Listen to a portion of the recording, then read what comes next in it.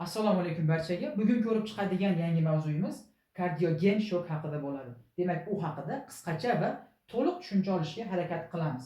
Xo'p, kardiogen shok bu yurak qon otib berish funksiyasini to'satdan tushib ketishidan va shu sababli organ va to'qimalarga qon va kislorod oqimi pasayishi va buni oqibatida poliorgan yetishmovchiligiga sababchi bo'ladigan og'ir holat hisoblanadi.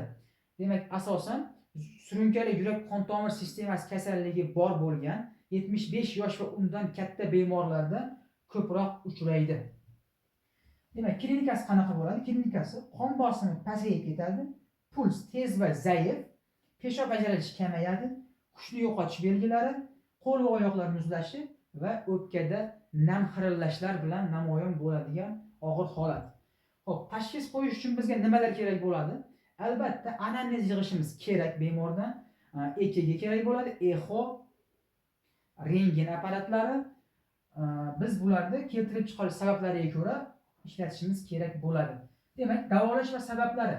Eng ko'p holatda miokard infarktidan keyin kelib chiqadi. Demak, massiv miokard infarktidan keyin kelib chiqadi. Biz bunda nima qilishimiz kerak? Stentlash amaliyotiga jo'natishimiz kerak bo'ladi bemorni.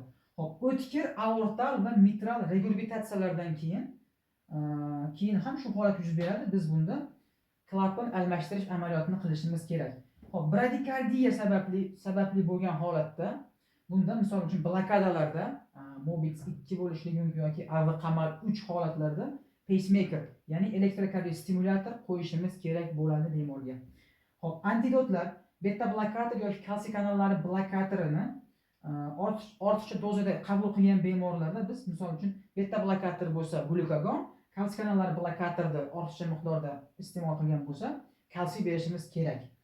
Xo'p, kardioversiya qachon qilamiz? Kardioversiyani taxiaritmiya bo'lgan vaqtda, misol uchun bu bo'lmachi fibrillatsiyalar bo'lishi mumkin yoki triptaniya, kamdan kam holatlarda supraventrikulyar paroksizmal taxikardiya, qorincha taxikardiyasi yoki qorincha fibrillatsiyalarida shu holat yuz beradi.